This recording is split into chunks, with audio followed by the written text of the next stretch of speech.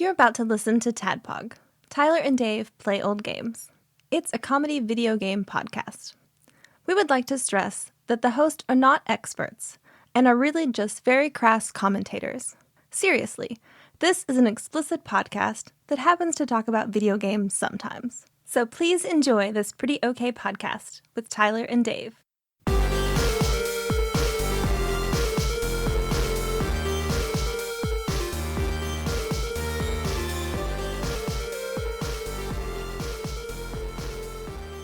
All right. 1, 2, 3. All right. Good. Nice clappy. All right. Here we go then. Hello, Internet, and welcome to three boys very far away from each other and very sad about it. The farthest we possibly could be. It's true. It's That's very not true. It's the furthest our hearts could be. Well, yeah, our hearts are connected through the inner tubes. That makes sense. It makes sense. So Thank yeah, you, Al Gore. Tyler and Dave play old games, and Ian. Tyler and Dave and Ian play old games remotely because Dave was forced to work in an office with very little protocols for COVID. Yeah, it's true. I came into work today, and I was told someone in the office has tested positive for COVID, so let's all try to stay 6 feet apart from one another. You're not just like, let's all work remotely. Let's all just all be here, but 6 feet apart. Because, 6 feet is the magic number. That kills all the viruses. Just fall to the floor at 5 feet. Let's all do the thing that we should have been doing. So yeah, I said, fuck that, I'm going home. And went home, brought my computer, and I sent a message to my boss later and said, hey, I don't think I'm going to be back at the office until Henry's vaccinated. So yeah, I mean, you're well within your rights to do that, and if they have a problem with it, well, then they can fuck their whole business because they depend on you. Well, I did tell. I do have the support of my entire family behind me, so that's nice to know. Where it's like, hey, if Daddy loses his job, you guys said it was okay. Good deal. Well, how else has everybody been doing? Oh, I got one thing that kind of came to mind, Dave, because you told me something a while back that I meant to do, and I finally remembered to do it. Since we recorded last, the 20th anniversary of 9/11 happened, right? And you mentioned this monument downtown. But Right. And I thought, hey, you know what? I'm going to go down here and see this thing. Man, that is bad. It's super bad. They should not exist. I got to describe this thing. So it's... First of all, the monument itself, there's a number of other monuments there. There's like a Korean War monument, Vietnam, World War II. It's kind of that whole theme of that park, right? Yeah. The monument for the World Trade Center attacks is just a little shorter than me, and I'm 6'1". Two, concrete blocks standing up, and there's like little illustrations of fire painted onto the sides of the buildings, which is really in poor taste. Yeah. Yeah, and then also at the top of the building, the very tip top of the building on the right looks like it's under construction, which wasn't the case at the time the attacks happened. So I don't even know what that's about. It's literally under deconstruction. Super bad. Really, really super bad. The local monument to 9/11 it's got the same energy as the Quiznos Sponge Monkeys commercials. I don't know if you guys remember those or not. Fuck.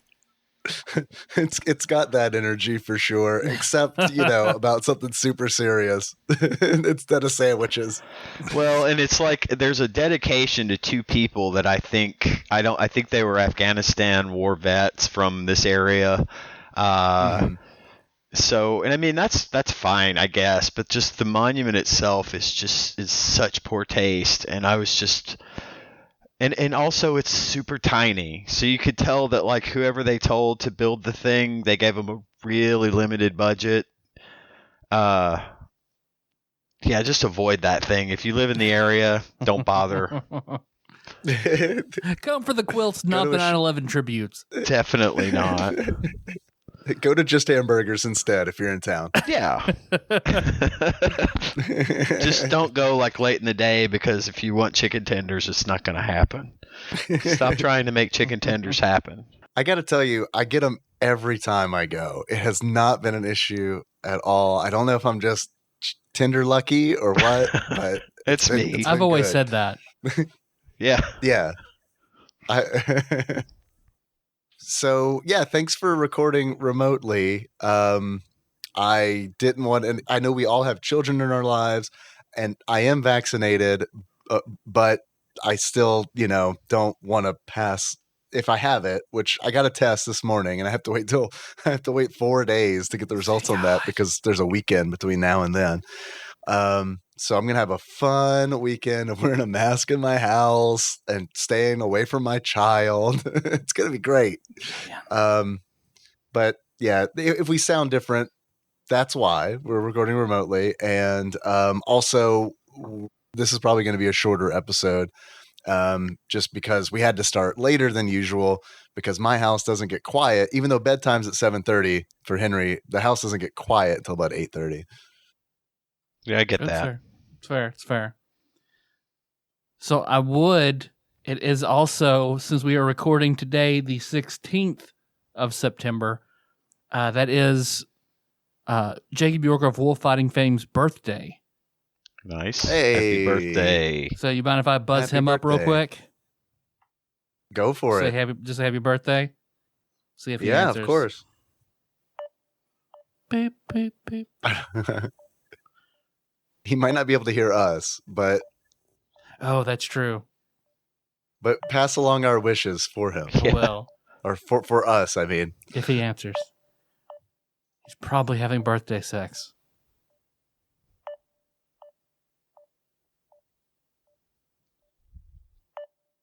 Okay, he's not answering. It is also Barbecue Bear and Drew Rowland's birthday, the same as nice, yes. Jacob's birthday. Whoa. Well, Happy Jacob birthday, won't Barbecue answer. Baron. Jacob won't answer. You can call Drew. I'm gonna call Drew real quick. So happy birthday on the All show. right, call Drew. He might be having birthday sex too. He'll stop. It's fine. With Jacob. Hey, you're on the show. I heard it was a special boy's birthday. Hello. Sup?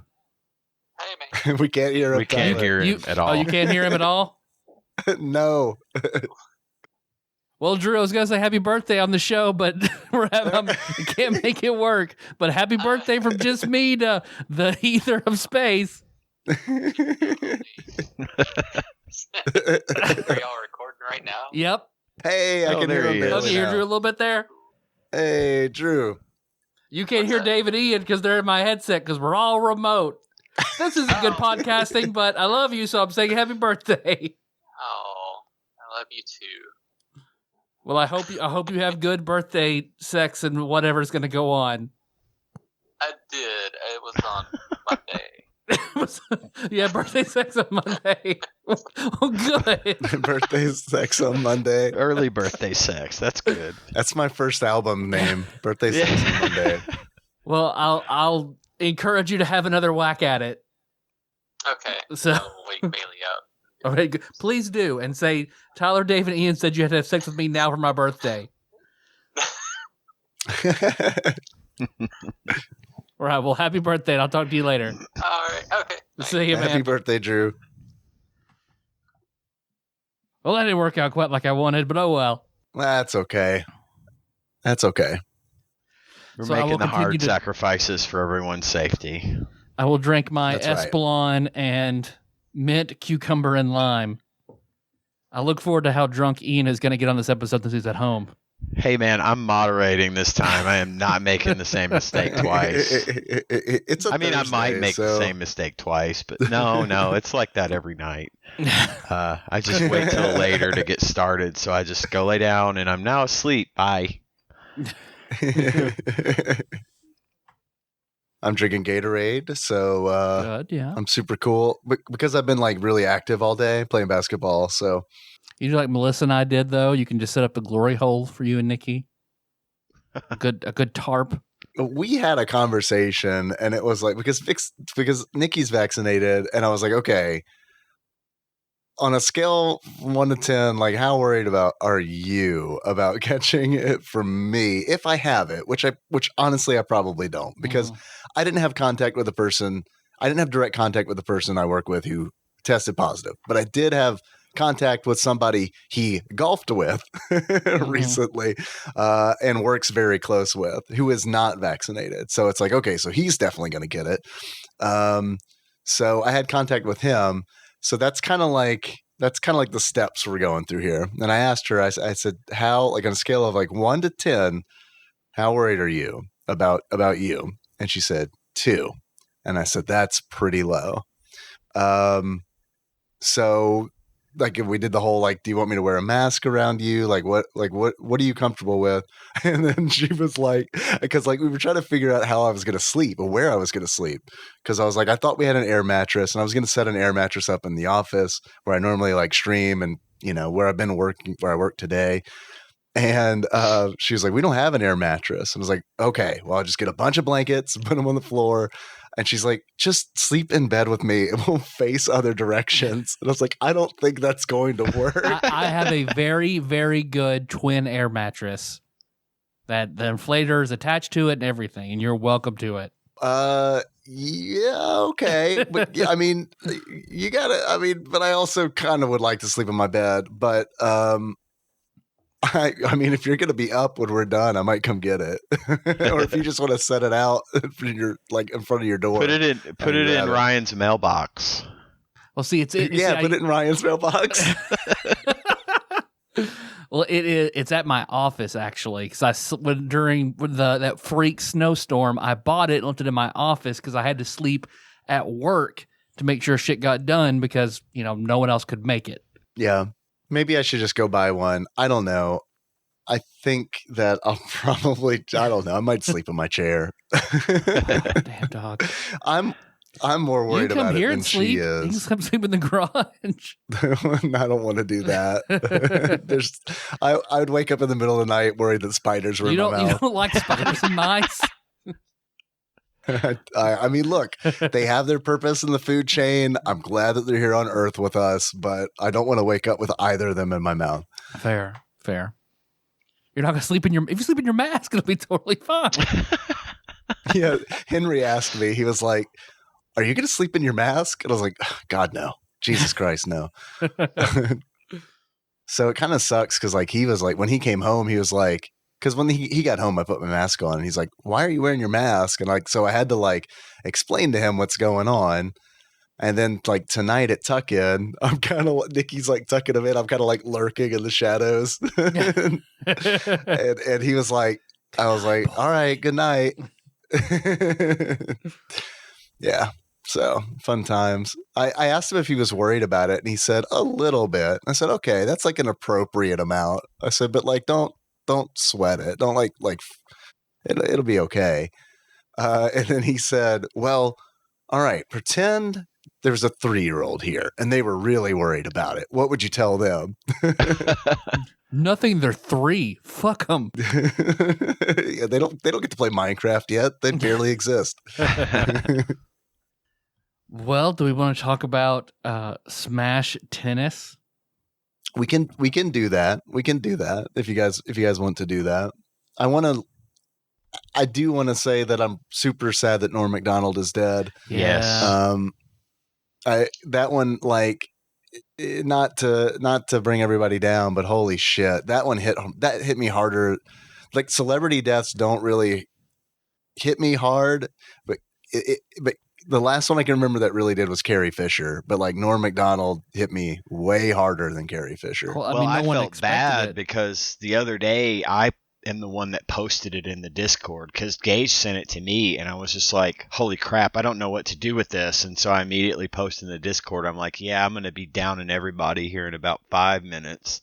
Mm. Yeah, it seriously affected me. Like Carrie Fisher, like I definitely cried, but like Norm Macdonald, like I went to bed at 6:00 that day. Yeah. Like it was just like, I can't. I'm not doing shit. And it's like I just can't do shit. And then the next day was rough too. And it was like, oh my god. And then finally today, like I've been listening to a lot of his stuff, you know, and like I guess that's been part of my grieving process is just like listening and sharing a lot of his stuff. Mhm. Yeah. Like we were doing that on Discord the other day, which really helped. And like I've been, you know, sending bits of his to friends, and they've Yeah, been I sending had seen them that to me. Conan and it's- bit you sent me where he's Oh, for that Carrot Top man. interview with that girl who's in that Chairman of the Board movie. BORED. I Right. had forgotten Yeah. about that sports show he had on Comedy Central. That until was I saw a amazing. post of I it actually on watched Reddit. that. Yeah, it was. But also, my favorite bit he's ever done has got to be the roast of Bob Saget. Whenever he told all the bad Mhm. jokes because they told him to be super offensive, so he went the other way. Right. Right. Oh, this man is for the birds. God. Oh shit, man, you're right. That's like because what he fought cancer for 9 years without letting anybody know. Yeah, 9 years in private. Yeah. God, because It's like crazy. shortly after we started the show, he's been fighting cancer. That's That's fucked up. yeah, That is that's really fucked messed up when you think about it like that. because he had to be fighting it with the sports show and everything that he's done. Yeah. Yeah.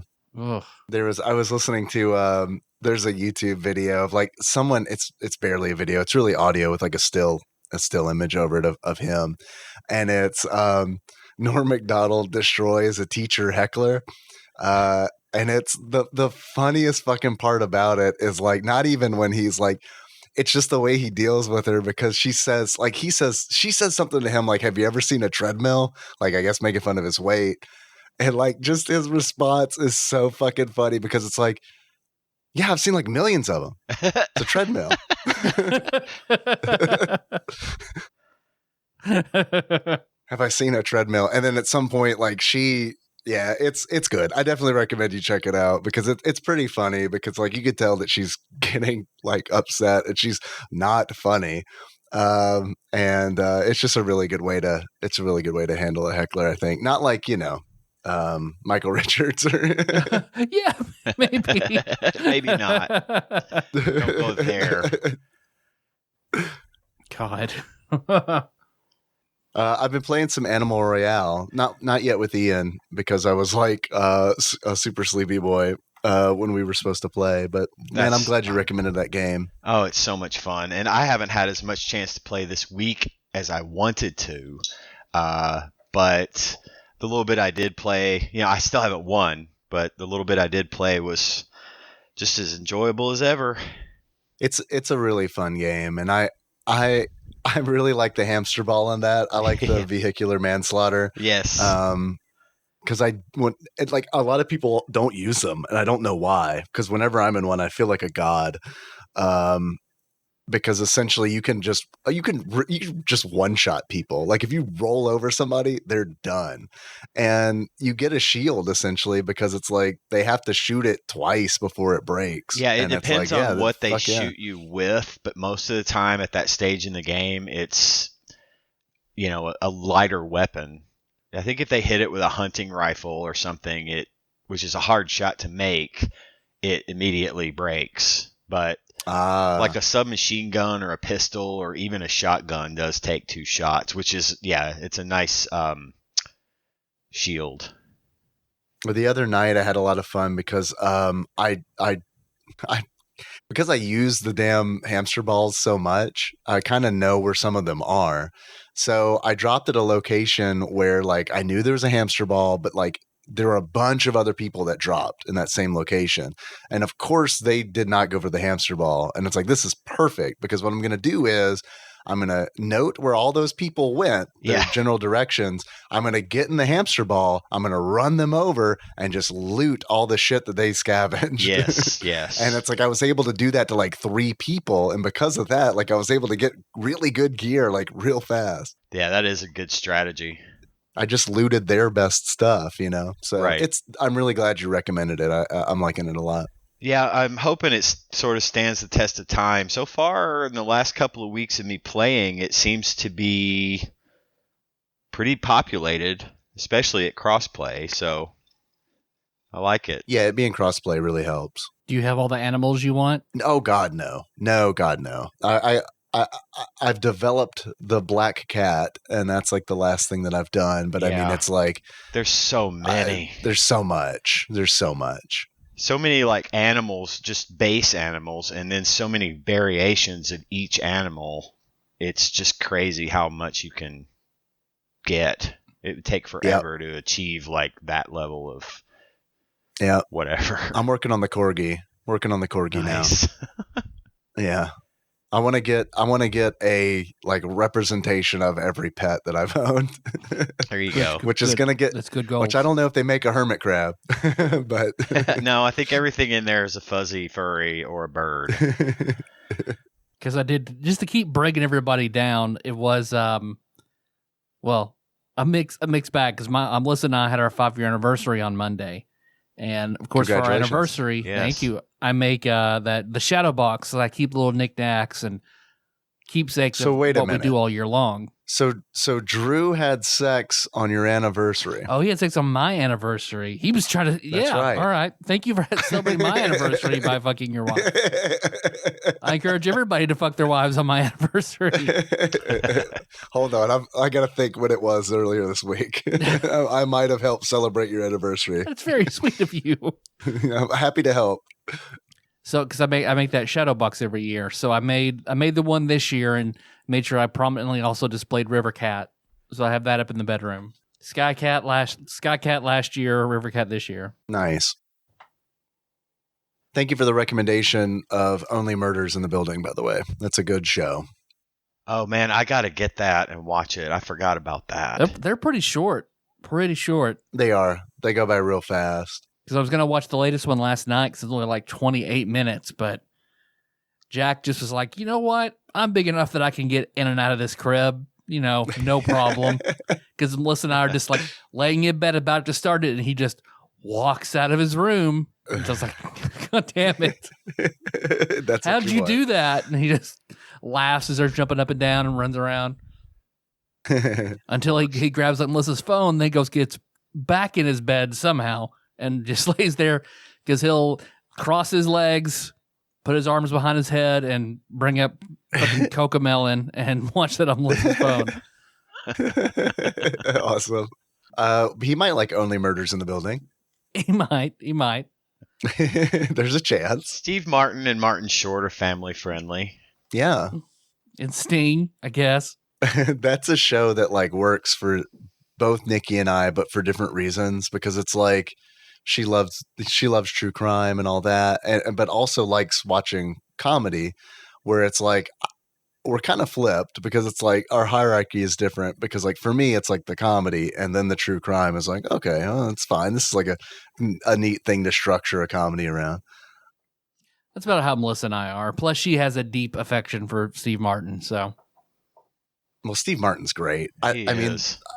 I feel like there are not too many people who like actively dislike Steve Martin. It'd be tough. How far are you, both of you guys, in Full Metal Alchemist Brotherhood? Because you're both on that jam now, right? Ian is probably done. No, I'm not done. So don't spoil anything for me. I'm not done. I just finished part 1 today. Okay. What do you mean part 1? Well, it's like season 1. Okay. God, man, you go through these so fast, man. You're gonna be done. You're gonna be done next week.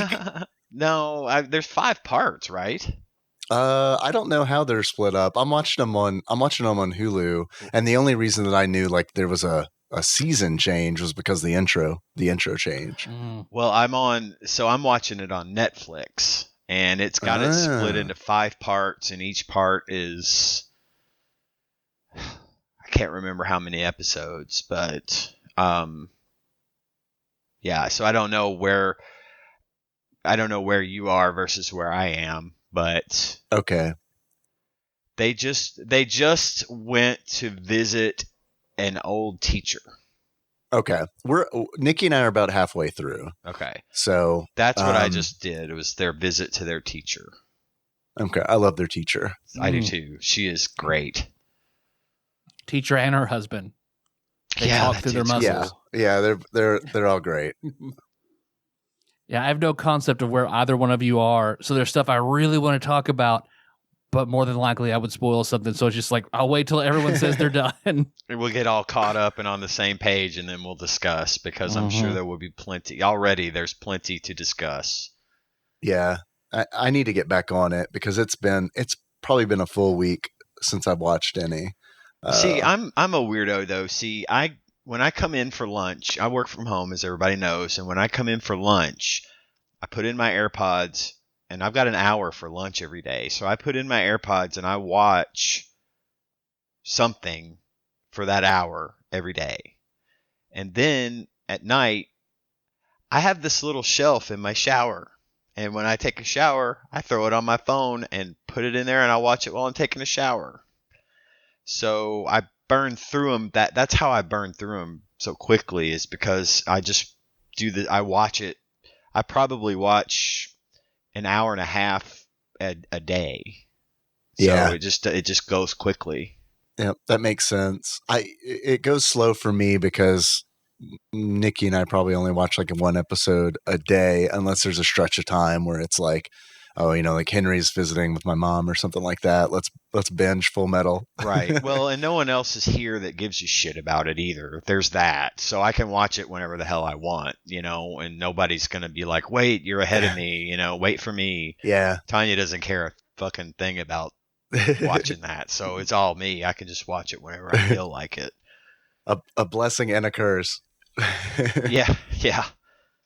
It's the same on the other side too, because it's like, it's really awesome to be watching this with Nikki, but on the other hand, it's like, man, like one night when I'm up late, it would be a lot of fun to just like blow through 10 episodes or something. Exactly. Yep.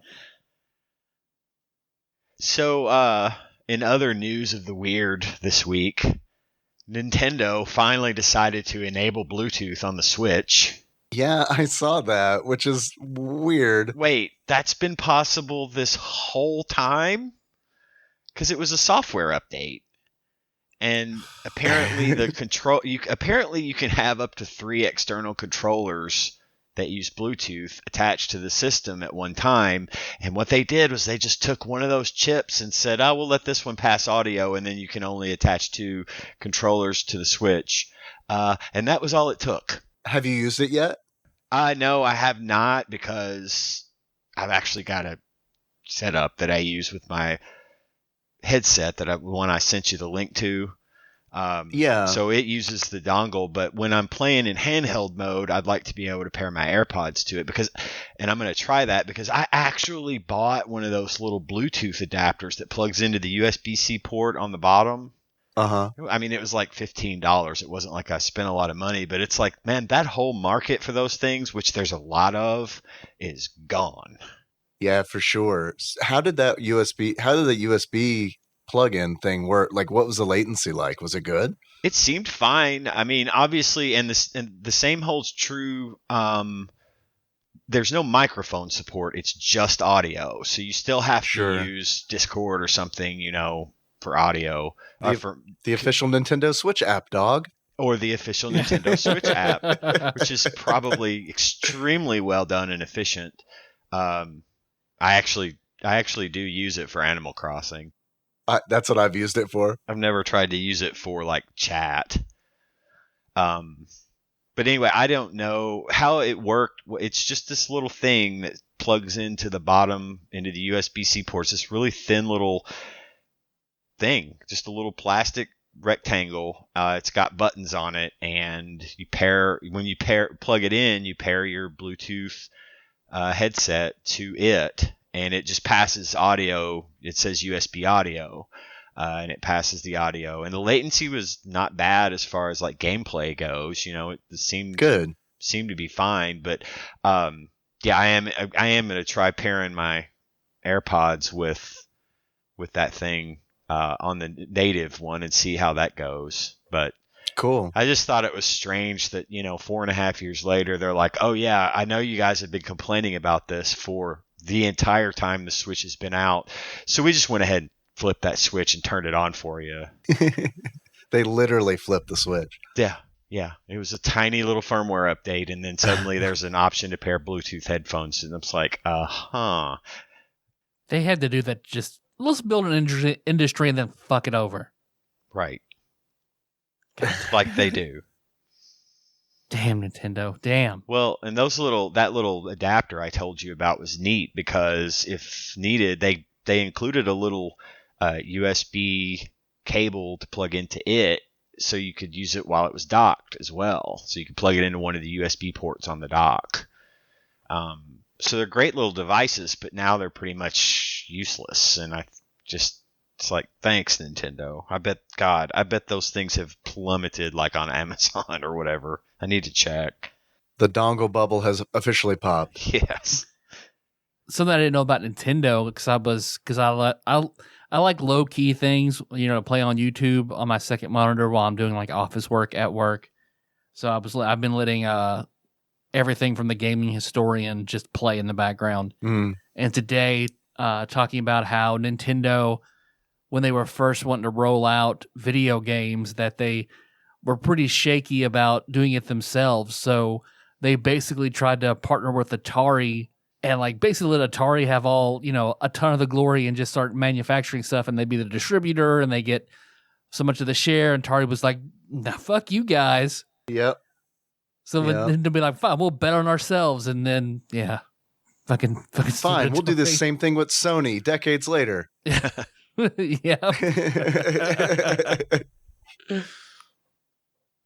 Oh man. And all the history of like Rob the robot, and how all the displays that were set up, and how he was just like a very short-term marketing gimmick. I had no idea. Yeah. Gaming historian, like, good shit. I want him and Summoning Salt to do shit. Gaming historian's really good. Yeah. The whole thing with Rob is really interesting because it's like the whole like Nintendo pulling the video game industry out of the market crash by like essentially being like, no, it's not a video game console. This is a toy. This is a toy, you guys. This is not the video game bullshit you're used to from Atari. This is a toy. This is a robot. You like robots, right? I'll get stacked stuff. Yeah. What's wrong with you? You don't like robots? It's only $340. Come on. Buy this stacking robot. In early 80s money. Yep. Well, you guys want to talk about some tennis? Sure. Yes, of course. Dave, do you hear that? I hear something. It's weird. It's kind of like, how like when there's all this chaos and then like it's just suddenly it stops and there's just silence, like a million voices cried out at once. It's kind of like that because there's no Wikipedia entry for this game, Smash Tennis. Wow. I mean, there doesn't really need to be one, though, does there? Okay. So, I mean, I think there needs to be one. I mean, okay, fine. There needs to be a Wikipedia entry for pretty much everything, but... Well, I do have Flopsy with me. Hey. You got Flopsy? I'm curious if it's in Flopsy. And here's why. I definitely want you to look. It is. It is. Interesting. Because I didn't know this when we were picking the game, but remember how earlier we were like, no, let's not do any of these Japanese releases because we're playing through North American Super Nintendo games. Mm-hmm. This game was not released in North America. Nope. Smash Tennis was Europe and Japan. Okay. I mean, it's America now, so we can count it. It counts. It doesn't check a box on your list, but it counts as a game that we played. And let's be careful because then we'll have to do the Japanese puzzle games that we talked about not wanting to do. This was just a misunderstanding based on lack of research. Nothing more. Move along. American released and PAL exclusive Nintendo Switch Online. That's what we're doing. Yeah, right. We got Jelly Boy. We got all the hits. Yep. Bomboozle. Bomboozle. Who could forget Bomboozle? You might remember me from such smash hits as Bomboozle. Man, I'd play a Troy McClure game in a so heartbeat. would. God. Well, would you like me to read the intro to that Flopsy has for Smash Tennis? Yeah. Yes, of course. All right. Smash Tennis. Genre, sports. Release date, June 1994. Region, PAL. Developer, Namco. Publisher, Virgin Interactive. In this charming tennis game, players choose between 20 fictional male and female athletes to compete in 5 singles or doubles tournaments from around the globe. Hey, Player wait. or players. Can we pause? Can we pause for just a sec? Pause. You know, when I was a kid, we would go on vacation. We would go to Disney World or to Hilton Head or to whatever, you know, just some place where gift shops existed, right? In my whole life, all I ever wanted was one of those little license plates that has my name on it.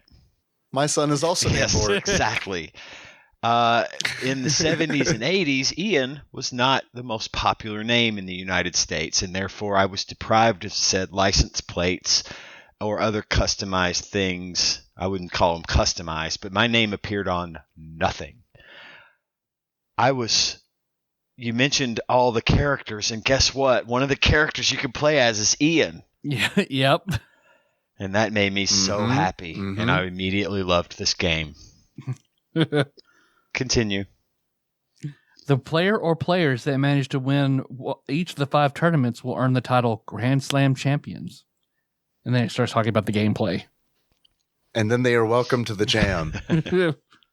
It was it released in Japan first as Super Family Tennis, which I do think is appropriately named because one of the things that I really think is cool about this game, you cannot do it as far as I know on Switch Online, but it is 4-player compatible. So if you have a multi-tap, you can do 2-on-2 doubles. And if you're a family of 4, there's your super family fun. And that is pretty good.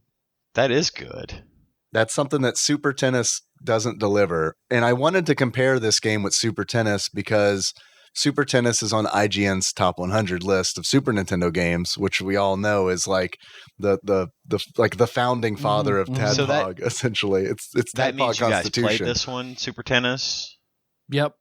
Okay. We played Super Tennis. I couldn't remember. It was a long time ago. Super Tennis was episode 20. Wow. Oh, and what? Green Jelly did the music on that one? Green Jelly? Oh no, really? What? No, I think you must be looking at Maximum Carnage. I'm looking at the show notes for Super Tennis, and we've got Green Jelly. I don't know why we do. Well, you've heard the show, right? I mean, there's any number of reasons why Green Jelly came up. Well, what did you guys think about this game? You know, I liked it. It was a fun, easy, enjoyable little game. I didn't have any complaints. I thought it was the controls were simple and easy to understand, and you could just jump right in and play and have a good time with it. I did. I enjoyed it. I loved it. I thought it was really good. So I played this game on Switch, on the Super Nintendo service, on Nintendo Switch Online. And when I streamed it, I played with viewers, and I was expecting it to be an absolute shit show because of Nintendo's netcode.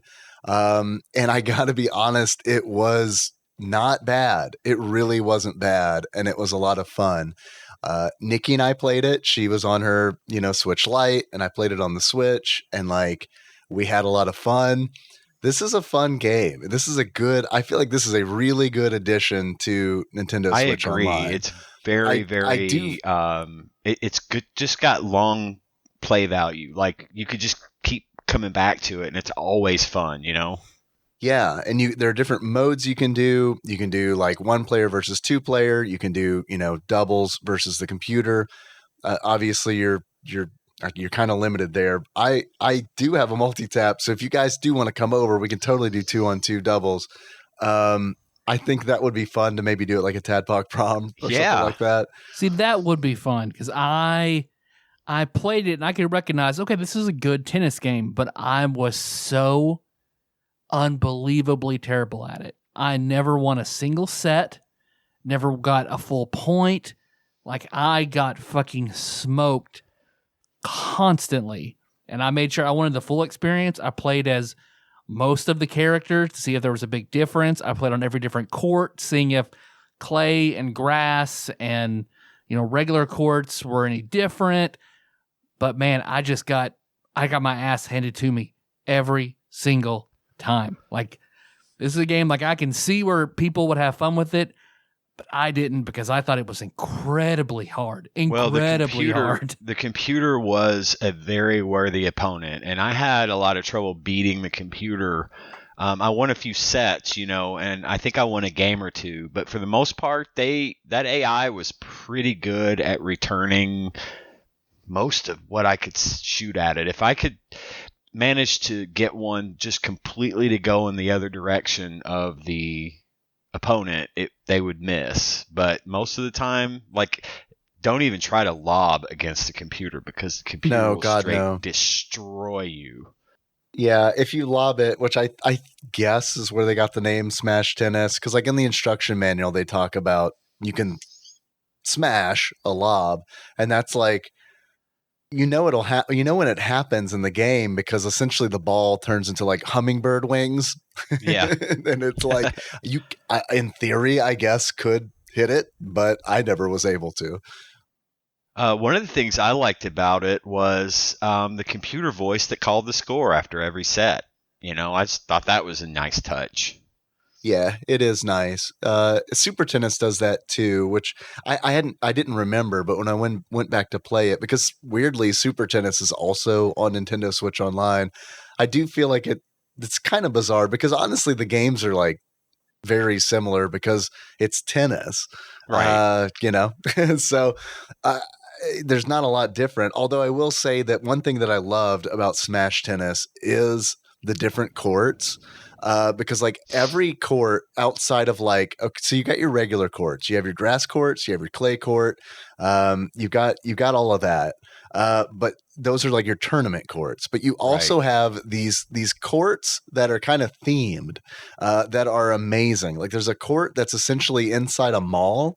There's like a court that is outside of a shrine, like a Japanese temple. And there's another one that like it's just kind of like outside on a summer day, and like they add these little, and there's also one on top of a mountain, and I got to tell you all about this. What I like about those is like the courts have personality themselves, like way more personality than like a tournament court, because like Nikki and I like. This is like a gaming memory that I'll probably have for a while, because when Nikki and I were playing, we were playing on like the court in front of the Japanese temple, and I hit the ball, and I've hit it hard, and she missed it, and it went out, but the ball went under the temple, and a black cat ran out from under the temple completely panicked, and we were not expecting it at all, and we both busted out laughing, and it was like, okay, that's a memory. Right. Another memory that happened is like when I was streaming this, I was playing with viewers. Gamebug Prime Nate and I were playing, and we were playing on the court that's on top of a mountain.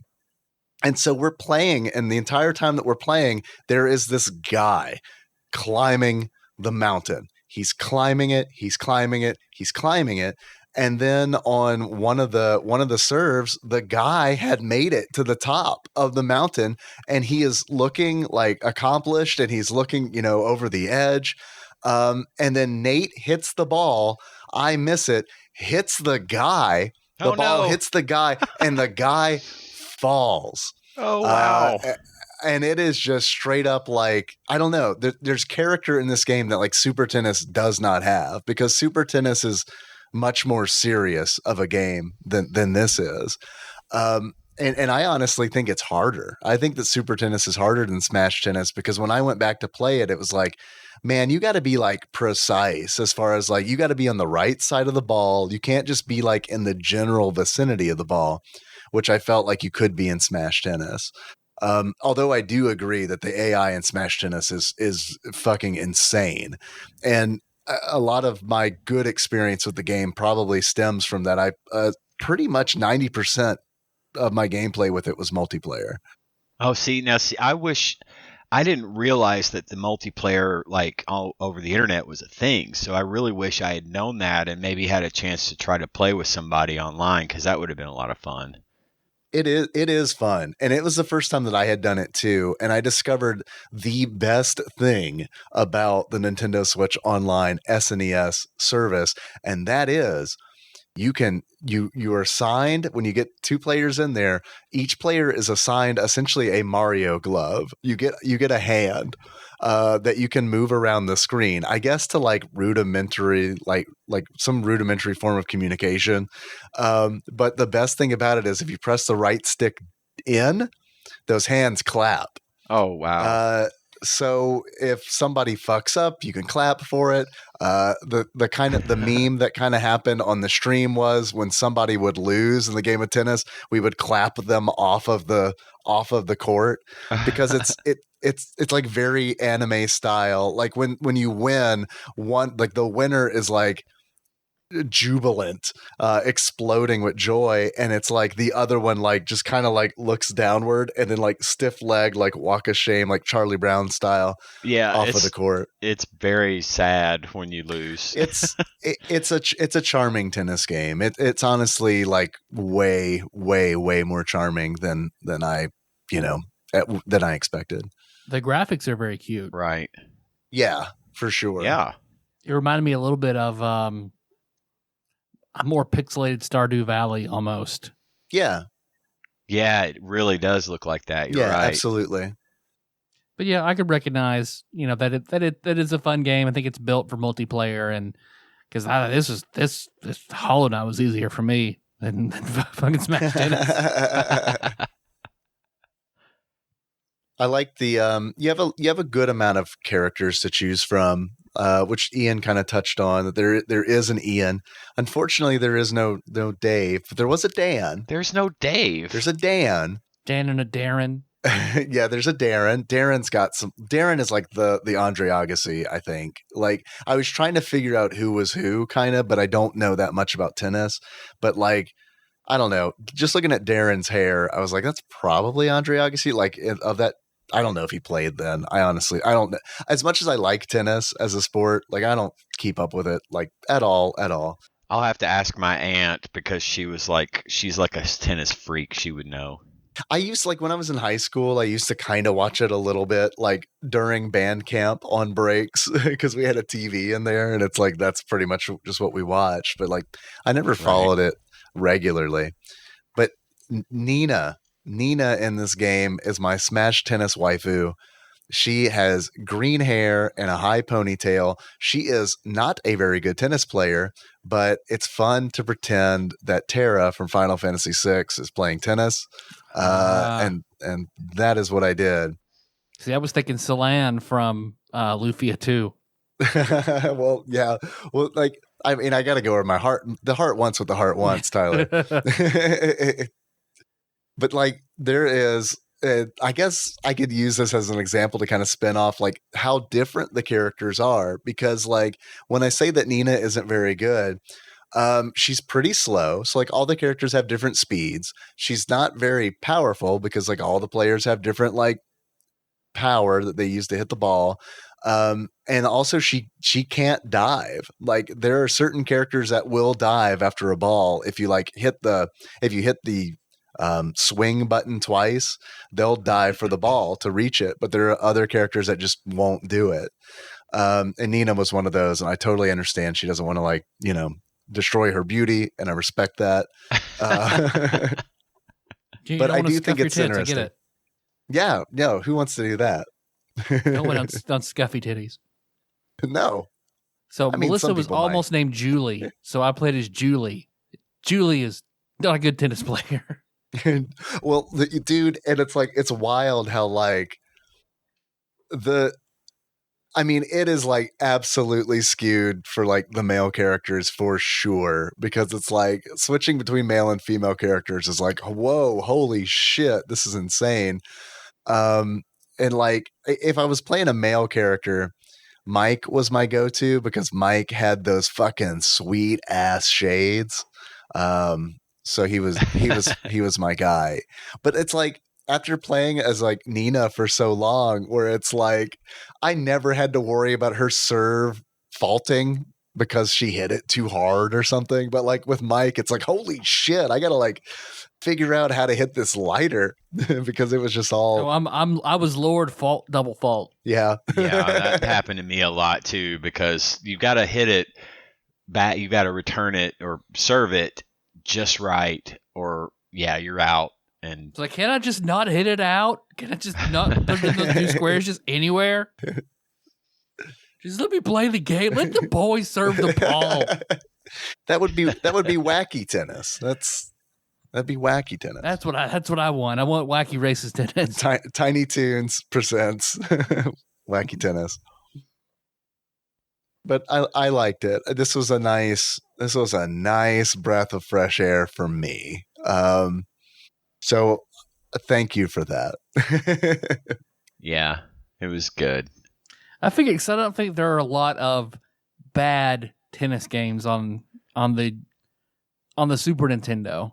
According to SNES Drunk, there are a lot of bad ones for the Famicom, but not for or Famicom, but not so much for the Super Nintendo. Dude, Because he said Super Tennis is number 1, Smash Tennis is number 2. regular ass tennis on the NES is just like, holy shit. I don't know. I can't even. Like, I remember when I got the NES Classic, I was like, all right, you know what? I like tennis games. I'm going to try this out. And it was like 5 minutes of just like you said, Tyler, let the boy serve the ball. Like, it's impossible. Yep. It is Yep. impossible to serve the ball in that game. I remember loving Virtua Tennis on the Dreamcast and in the arcade. It looks really good. I've never played it. I want to, but I don't own a Dreamcast. Jacob really talked that game up to me because he's like, if you like tennis games, check out Virtua Tennis. And I looked it up on YouTube and it's like, fuck yeah, this looks really, really good. So we need I can get Ryan's. Well, I don't know where my Dreamcast is. Ryan might have it because I know he also has one. But just burn off Virtua Tennis and bring it next time there's a prom. Yeah, that'd be awesome. We can do several different tennis games. It'll be a tennis prom, actually. The podcast is secondary. Tennis tourney. There's not a lot about this game. I mean, we pretty much covered. No bosses or anything. Yeah, there's no boss gauntlet at the end. You know what I love about this game? 66% of the way through it turns into ActRaiser, and that's kind of neat. But there's an exhibition mode where you can play one match, and then there's a tournament where essentially with like 3 tiers, and that's kind of it. That's kind of all the game there is. So it's definitely geared for multiplayer, I feel like. Yep. And I get that. That is the appeal to tennis. Did you guys have any achievements? I have one. What you got? It is, oh my God, you could play as Ian. And to get that, you play as Ian. Play with Sir Ian McKellen. Yeah, there you go. Dave, what do you got? I've got one as well. I've got a few that came in from Twitch chat. The first of which is, these pretzels are making me kirsty. In order to unlock these pretzels, I know, right? I know. All right. These pretzels are making me kirsty. In order to unlock these pretzels are making me kirsty, choose Kirsty for your first character. And that came in from Sandwich Pope Phil. And that, man, you got me with the Seinfeld reference for sure. And then the next achievement I have is Long Live the Hike King. In order to unlock Long Live the Hike King, on the cliff court, murder the hiker with a spicy return. And that came in from P. Willie Eaton. There were literally 1,000 that involved knocking that climber off of the mountain, because it was like it was the highlight of the fucking stream. It was like it happened, and guys, I could not believe that it fucking happened. Like, and that's not like there's no exaggeration to that. It was just like, holy shit, you just murdered that man with a tennis ball. And then the next achievement I have is all you need is love. In order to unlock all you need is love, tie the score 10 times in a single game. And that achievement is from me, a Beatles fan. My one is Little Lord Fauntleroy. And you unlock that by losing a set due to a fault. That's good. I love it. I do. That's a good one. I was trying to work up an achievement with Deuce Bigelow, but I really couldn't like think of what you would do to unlock Deuce Bigelow other than maybe like total 69 deuces during your entire playthrough of the game. I don't know. That's pretty, yeah, definitely. Or just be Adam Sandler's friend. That's like another Norm Macdonald thing that like Law Dennis shared with me, where it's like he was on Conan again, but with like a group of comedians that were touring, and it was like David Spade and like Norm Macdonald, a bunch of people. And Rob Schneider was there too. And it was like everybody there said something funny, literally, except for Rob Schneider. And it was like when he opened his mouth, it was just like, dude, just fucking shut up. And it's like, because Adam Sandler was on the tour too. And it's like, dude, you're there because Adam Sandler is there and probably put this fucking thing together. I'm not a big fan of Rob Schneider. I don't know if you could tell or not. I enjoyed Sensitive Naked Guy and fucking Making Copies Guy was okay, but like not enough where I was like, this guy should make movies after Saturday Night Live. There was one where he played it was called The Hot Chick, and he got transmuted, into that was a funny movie. I thought he was good in that one. I can't with the hot chick. I can't. I get it. No, I totally understand. I liked it, but it's not like in my top 10 or anything. I just thought it was entertaining as Rob Schneider movies go. It would be great Joe if Dirt number 1, The Hot Chick number 2, White Animal number 3. White Chicks number 4.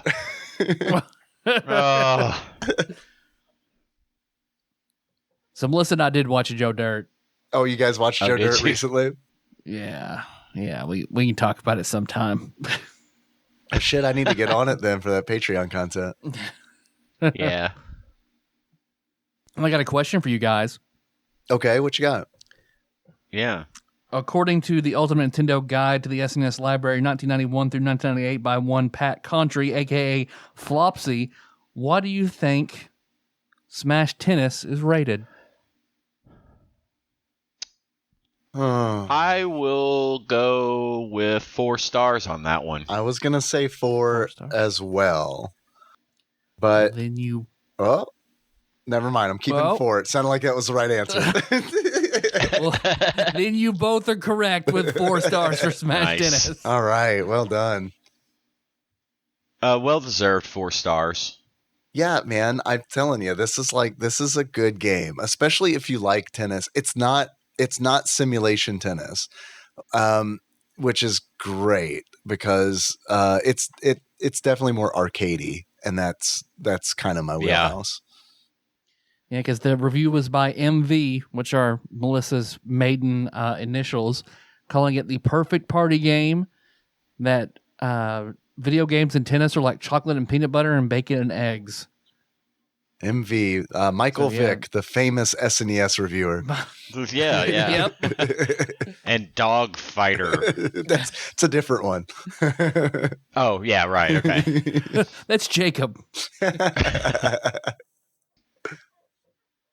I've got some questions for you guys. Yeah. Cool. How much do you think Smash Tennis is for the Super Nintendo? Loose. Tyler, you go first. I bet it is infinitely expensive for the Super Nintendo. Final answer, infinitely Is expensive? that your answer? Infinitely expensive. Okay. I bet. I mean, I. It's not fair because I have Flopsy to look at the rarity. Oh. Well, then I will field a guess and say, because it's probably rare, I would say it's probably $85. Actual retail value that I am 100% questioning now. According to for Smash Tennis for the Super Nintendo, loose on average, according to PriceCharting.com, at the time of this recording is $13.14. Yeah, Wow. it's a common game. Its rarity is common. Oh, okay. Okay. See, I would have thought it would be uncommon because it wasn't released in North America and so on and so forth. Yeah, $13.14. I think that it is totally worth that. I would be Oh, yeah. happy to pay that much, like as a collector. I didn't look at the graph like on price charting. I don't want to see what it was going for in 2012. But it was probably like $3, you know. But yeah, I think it's totally worth it. Do you guys think that Smash Tennis belongs on TADPOG's top 100? I kind of think it does. I agree, although it's not a North American Super Nintendo game, but Right. but I do think it is better than Super Tennis. So it might be disqualified for being, you know, European and Japanese only. But if we're taking that out, then I'd say yeah, I would put it in there. The multiplayer function is a big deal. Yeah, it is, and it beats Super Tennis because Super Tennis does not have that option of 4-player. I almost said combat 4-player. You know, classic 4-player tennis combat. It is combat. It is combat. It doesn't have that, and honestly, it doesn't have the charm that I feel like Smash Tennis has. Which I get. That's like personal taste. You might want a boring tennis game, and if that's the case, Super Tennis is for you. But if you want something that's kind of got some cute elements to it, then Smash Tennis is where it's at. Yep. Got any more questions? I do. I have some questions that came in from one Ross Rachel Green from across the pond. If you'd like to take a quiz. Let's do it. Of course. All right. Here we go. Let me scroll up through the long conversation we had today. Here it is. Way back in 2013 is the title of this quiz. And Ross begins. Something super exciting arrived for me a while ago, which I forgot about. That's how exciting it is. It's the sort of thing that most people won't be that interested in or really know what it is. But to me, this thing is a game changer. It is a desolder gun. Much like a pneumatic Ooh. solder pump, this thing heats and sucks all in one go. Much like my first girlfriend. I'm looking for the rim shot button that I've got here on my... I was about to say my wife's vagina. So, yeah. Ross continues, for through-hole components, this makes removing faulty components a breeze. Honestly, everyone should have one. I realize now you are all lifting the table with huge erections. That was already happening. Don't fool yourself. I'm always fully erect. Yeah. But just That's my secret. yeah, that's my secret, Cat. I'm always erect. I'm always erect. But just save the orgy for a few minutes. This quiz is based on the first published 10 episodes, numbers 100 through 91, on IGN's Top 100 SNES Games list. So this will be a piece of cake, right? Mm-hmm. Also, Sure. the sex pillow is a little inflatable wedge to get them good angles, yo. People should have them too. Oh, yeah. We Yeah. just stack up like 2 or 3 pillows, and that works for us. Yeah. But That's what we do too. because I mean, There's nothing wrong with having a specialized tool, right? there is nothing wrong with that, but it is a lot harder to explain to a child. Is what is. No, my bedroom is like Alton Brown's. No unitaskers. Yeah, I love it. Yeah. Just the fire extinguisher. Are you guys ready to begin? Let's do Yes. All right. First question. 100. The actor Robin Williams stated that he named his son after a character from this video game. That is Zelda, right? His son? I know he named his daughter. Oh, shit. You're right. He does say named his son after a character from this video game. Was this a curveball?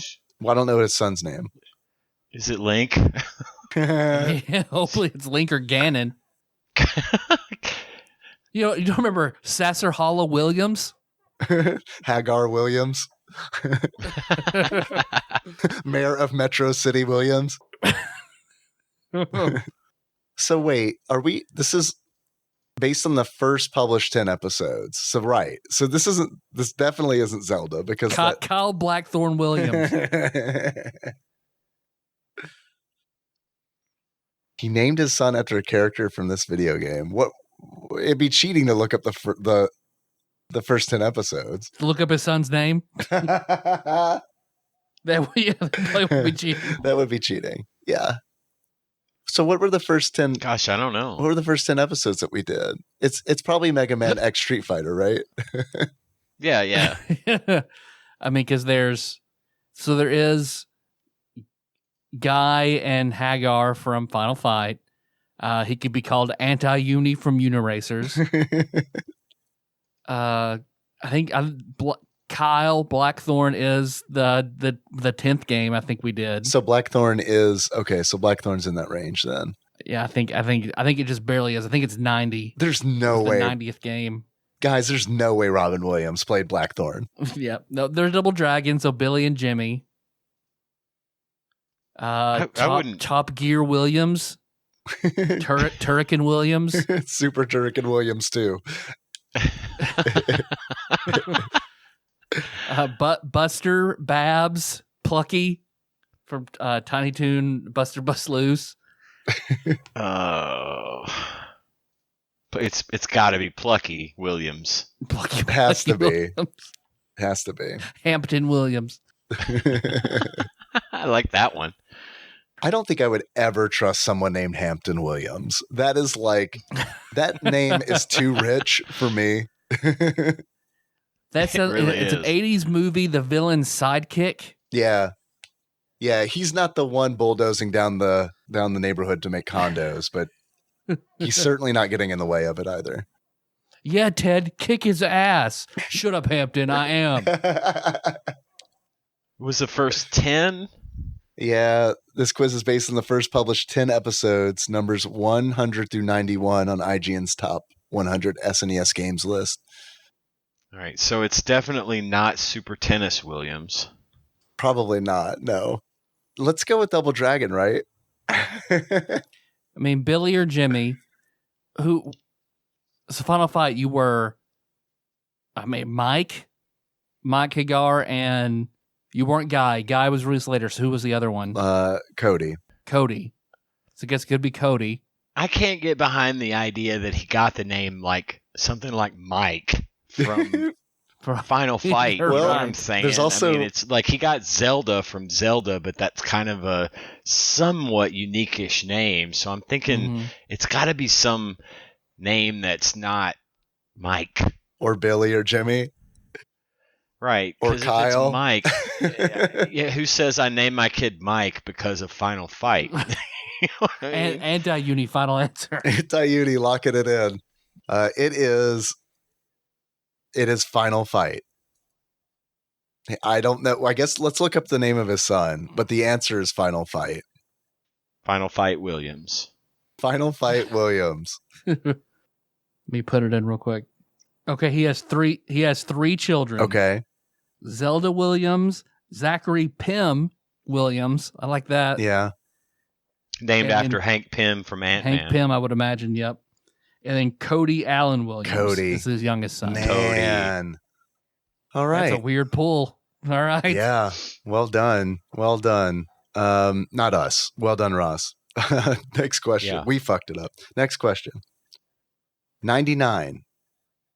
Oh, so wait. The answer was wait. Oh, he's all right. He's giving us the game. We just have to figure out what it is. Maybe. 99. Objectives in this game vary from level to level, ranging from stopping the destruction of the school kitchen to defeating a Star Wars parody boss. That is Tiny Toons. Yep. Okay. What was Tiny Toons Buster Bust Loose, right? Yep. Because you've got Plucky as Darth Vader Best and all football that. game on the SNES. It is the best football game on the SNES for sure. All right, Tiny Toons, locking it in. It is Tiny Toon Adventures Buster Bust Loose. We got this. The rest of this we got. I feel like now that we know how it works. Yeah. Because I knew that Final Fight was the 100th game. If I would have put that connection together, I feel like we could have gotten that. All right, Well, I would have said Hagar Williams. Hagar Williams. Yeah, I mean, you got to go Hagar, right? Cody's a weird pool, I feel like.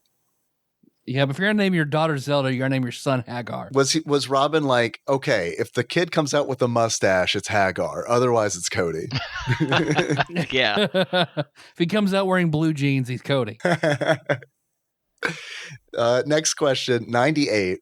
Shortly after the game's release, DMA Design was sued by Pixar for allegedly copying the character design and concept from their 1987 short film Red's Dream. That is Uniracers. Yeah. All right, locking that in. And yes, it is Uniracers. All right. Next question. 97. Unlike the other games in the series, this one debuted in arcades. It first appeared in select arcades in early October 1995. Is that Turrican? I don't know. I don't know if Turrican had an arcade release or not.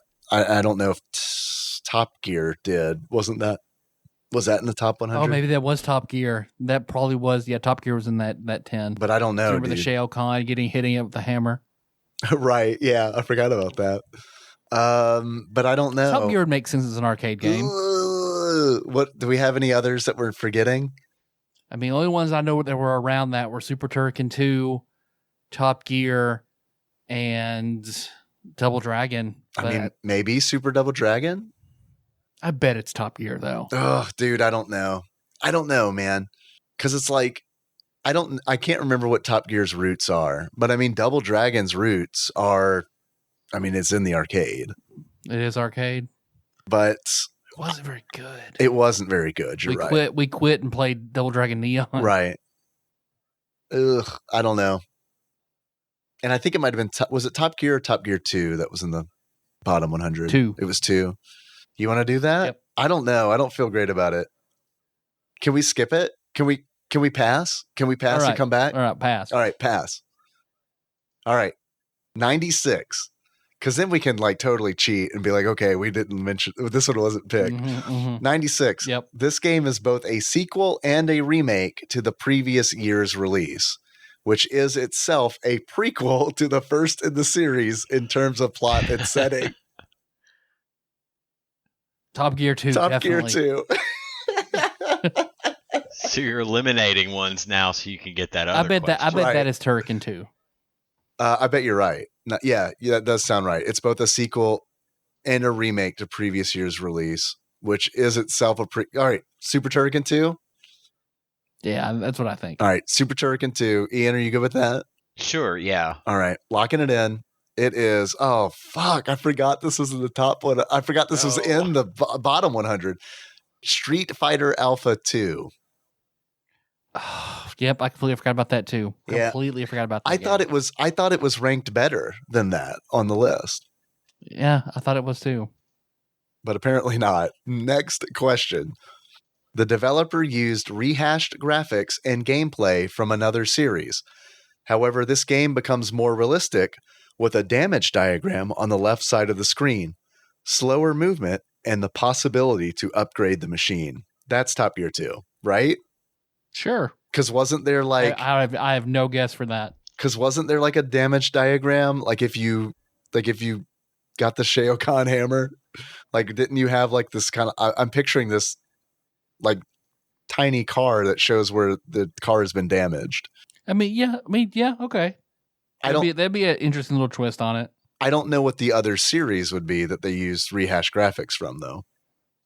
Top Gear. Well, that's the same series, though. So that's the same series. You're right. Final Fantasy. Speed Racer. Yeah, maybe. I mean, it's a racing game, so like it could be any other racing game, right? Yeah. I don't know. That's my guess. I'm trying to think of another game that had like upgradable. No, I mean, I feel things. like saying a damage meter would make you think it's a person, but then if it's a car, I feel like that's Ross's twist. So, Well, it says Top Gear damage. 2. It says damage diagram. okay. Yeah, Top Gear 2. I think you're right. Diagram does give schematics for a car. Mm-hmm. And I can't remember of any like mech games that were in the top, the bottom 100 for IGN's list, because that would be another go-to. Is like, okay, is there any like mech games where you pilot a mech or a mech, if you will? Yeah, that's for Pausch. Ian, are you good with Top Gear 2?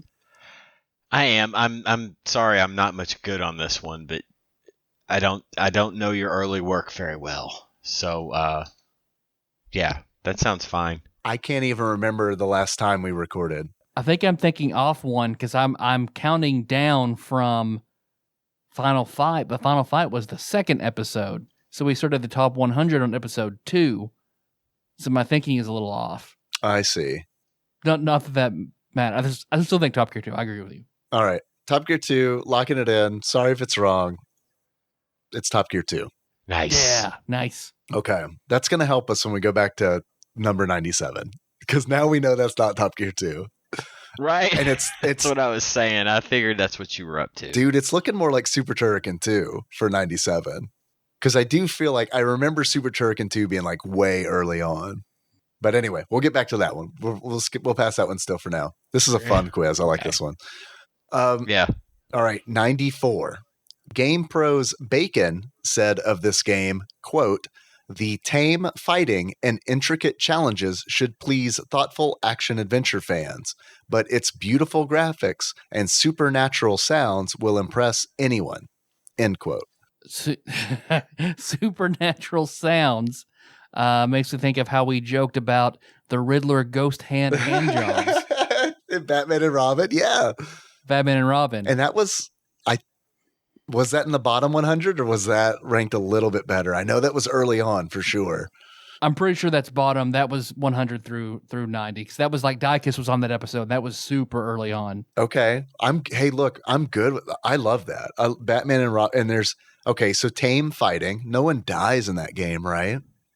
And intricate challenges. You just knock them out.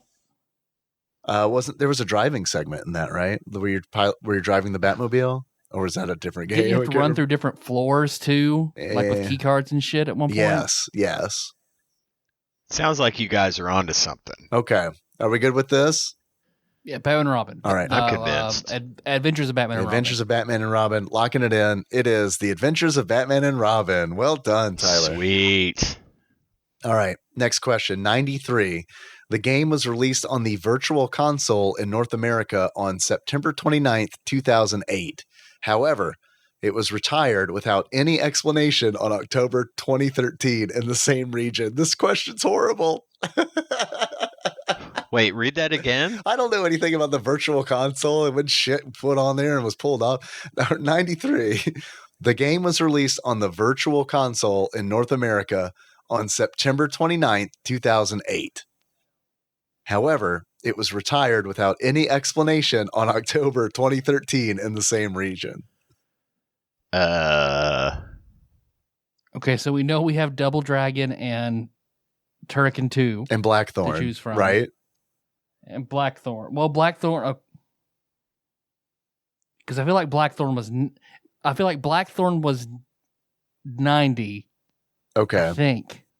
You want to skip this one too? Come back to it? Because I remember I remember Megalixir didn't they do music for us in cuts of 10? Yes, they did. Yes. So that's why I'm thinking that Blackthorn is 90. It was probably 90, yeah. That's a good call. Okay. So not Blackthorn. But like, come on, we gotta pass on this one and come back, because it's like, do you guys really keep up with like when shit was added to the Wii Virtual Console and when it came off? I have an extensive database in my head of that exact information. I'm just holding out on you guys to see if you can figure it out. Come on, Ian. We need you now, please. Oh, wait, I'm not doing that at all. Sorry. Oh. All right, we're going to pass. Yeah. We're going to pass for now. 92. Next question. 92. This game is one of the few games in the series where the protagonists were differentiated, not just in their in-game character designs, but also their fighting abilities. Oh, that's Double Dragon. Then. Super Double Dragon, right? Yep. Okay. Yep. Locking it in. That sounds like a Because winner. otherwise they're always the same. Billy and Jimmy are exactly the same. So now they're Right. different in a protagonist, two protagonists fighting style. Yeah, Right. Double Dragon. But not Bimmy. But not Bimmy. It's All like Cario, the lost third brother. Locking it in. Super Double Dragon. It is, yes, Super Double Dragon. Well done. 91. Next question. This game followed closely the standard set by its predecessor with multiple playable characters and Mode 7 quasi 3D vehicle sequences. The controls are very similar to the first game, but feature a double jump. Multiple playable characters? And Mode 7 driving? So that's not, Top Gear wasn't Mode 7. Yeah, I guess not. No. What would Mode 7? I mean, F-Zero was a lot higher on the list. It would have had to have been, right? Yeah, because I would have been more hyped about that had it been on the bottom 10. Quasi 3D vehicle sequences. Stunt Race FX wasn't that low, was it? I mean, it's not a good game, but like it wasn't 91, was it? And that's also not a sequel.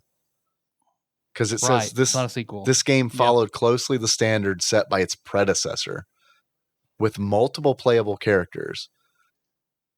And I know you could drive vehicles in Super Turrican too, but like I don't remember multiple playable characters in that game. The only modes, you were only the Super Soldier. The only Mode 7 I remember from that game is being in the sandworm's mouth or whatever. Yeah. So it has a double jump. The controls are very similar to the first game, but features a double jump.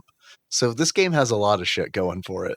Multiple playable characters, Mode 7 quasi 3D vehicle sequences, and a double jump. So you would be in a vehicle and operating outside. Is this Super Star Wars? That wasn't that low, was it? Maybe. Because you could play as Luke. Luke could double jump. You could play as Han, right? You could play as Chewie, I think. Yep. And you could double jump. There's the you're in the land speeder. Yeah. Because you're trying to get. I hated that shit because you were just driving around Shooting aimlessly Jawas. getting the fuel pods and shit. Yeah. Was it that low though?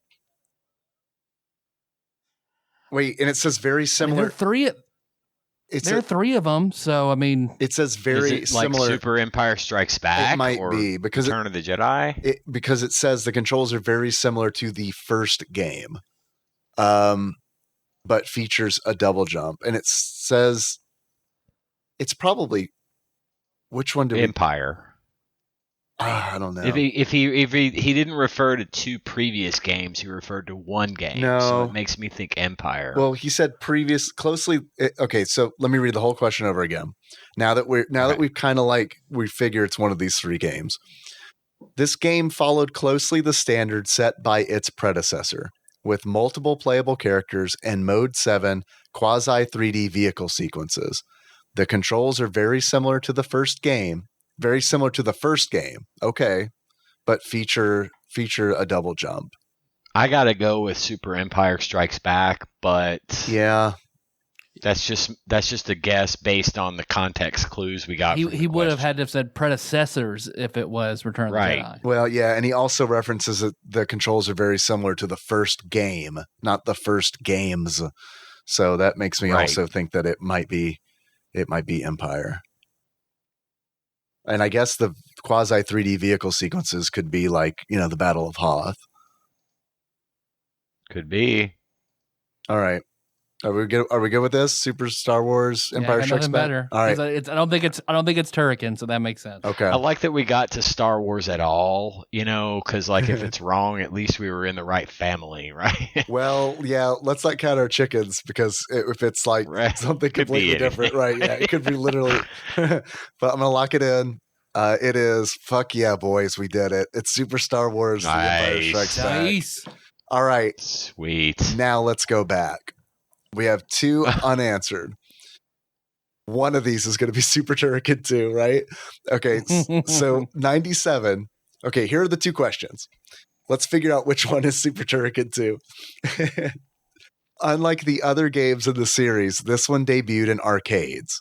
It first appeared in select arcades in early October 1995. And then the next question is the fucking Virtual Console one. The game was released on the Virtual Console in North America on September 29th, 2008. Marriage Rapture. Marriage Rapture. Oh, Ultimate Mortal Kombat 3. That's the arcade game. But wait. It says, unlike the other games in the series, this one debuted in arcades. Mortal Kombat and 2 and 3 debuted in arcades.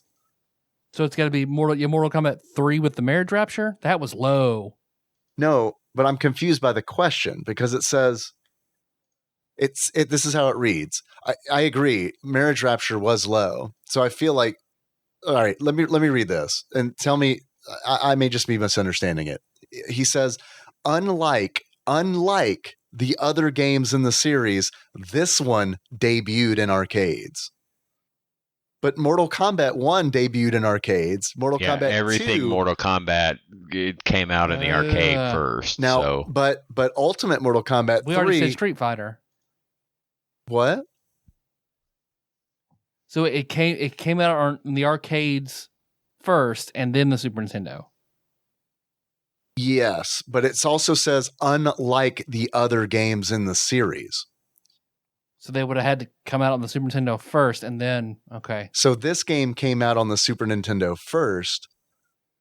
No. This one came out in the arcades first, but Ross is saying that the other games in this series did not. But the other Mortal Kombats did come out in the arcade first. They did. Yes. Yeah. And so, I mean, I don't know what else I would guess. So, I don't know.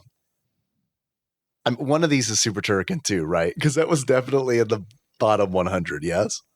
Yeah, it sounds like we're just going to have to roll the dice. Because I just remember Mortal Kombat 3 because of the Marriage Rapture joke. That was super low. I remember you told me like that's when I knew the podcast was something, was whenever we made those jokes. So I know that was like that's the one that's rated lower. Okay, well then that would be 97, which means that Ross is the way that he's worded this is confusing, or I just imagined that the Mortal Kombat 1, 2, and 3 came out in arcades before the Super Nintendo. But I'm with you. I do feel like, yes, it was super low. It first appeared in select arcades in early October 1995. So wait. It is worded wrong. Let me read the whole question again. Unlike the other games in the series, this one debuted in arcades. I think he meant on consoles, because the next sentence is, it first appeared in select arcades in early October 1995. I think you're right. I think it's Ultimate Mortal Kombat 3, and I think that Ross maybe meant that it, unlike the other games in the series, this one came out on consoles first. That makes sense. Yeah, that does make sense because there was no Ultimate Mortal Kombat 3 in the arcade. It was just Mortal Kombat 3. Right. Allegedly until October 1995. Right. All right. So are we good? We would do Ultimate Mortal Kombat 3? Sure. Okay. Tyler, Yeah. you good? All right. Locking it in. It is Ultimate Mortal Kombat 3. I knew that had to be. I need low. an explanation. Okay. I need an explanation from Ross. I need to know if that was an error or if my brain is broken. It had to be a typo. I'm hoping that it is, because otherwise, man, I really need to go to a doctor. So 93, the game was released on the Virtual Console in North America in 2008 and was retired without any explanation in 2013. So that would be Super Turrican 2? I would think it has to. Okay. Ian, are you good with that? I mean, it stands to reason that's the only one left. So, Allegedly, if we're remembering correctly. Nobody said anything about Ultimate Mortal Kombat 3 up till now, so. Sure. Sure, I guess. All right. Okay. Here we go. Super Turrican 2, locking it in. It is Super Turrican 2. All So right. did we just ace this We did. quiz? No, because we missed fucking Final Fight. right, because right. Yeah, we didn't know how the thing worked until after that one. But if we would have known, I feel like we could have aced it. That was a really fun That was quiz. a good one. Guys, fuck, marry, kill. Star Trek, Star Wars, Stargate. Shit. It's easy I for love me. all three of these things. I don't. So I would kill Stargate. Yeah. I guess I'd fuck Star Trek, and then I'd marry Star Wars. I'm with Dave. I've got a controversial answer. Oh, It's lovely. based on the fact that I'm answering differently now than I would have, I don't know, 15 years ago. For my money, I'm killing Star Wars. Oof. I'm fucking Stargate, and I'm marrying Star Trek. Wow. So wait, why fucking Stargate? The prequels. I know you I love do Stargate. love Stargate, and I loved the series because there was a whole long show, that came after the movie that I really, really liked, and I just think from an overall content standpoint, like it's enjoyable for me over a longer period of time. You know what I'm getting at? I just feel like Star Wars is just kind of part of it is a bias that I have right now in the fact that I'm just kind of burned out on Star Wars, and I get that. Maybe it's because of the way I feel right now about it, but Star Wars is my first love. That was my first sort of introduction into that sort of thing. You're gonna kill your first love, Ian. You're gonna kill your first love. You're gonna kill that. Man. You're gonna kill that lesbian that made you throw up. No, see, I don't know what to do. I don't know. Now you've got me questioning my entire life. I know. I'm pressuring you. I'm thinking in terms of right now. That's what I would do. I understand. If it's 10 years ago, Ian, it's Stargate that's getting the axe, and I'm fucking Star Wars. But I'm in all timelines. I'm marrying Star Trek because I just love You're gonna it. kill Ninja Yoda jumping around and shit, throwing midichlorians at people. Definitely am killing that. I might just kill that part of it and fuck the rest. Yeah. Look, I can understand your answer. I never really got into Stargate, so that's what I'm struggling with. I just liked it. I loved the movie yes. so much, but then there was the series afterwards, which I really enjoyed.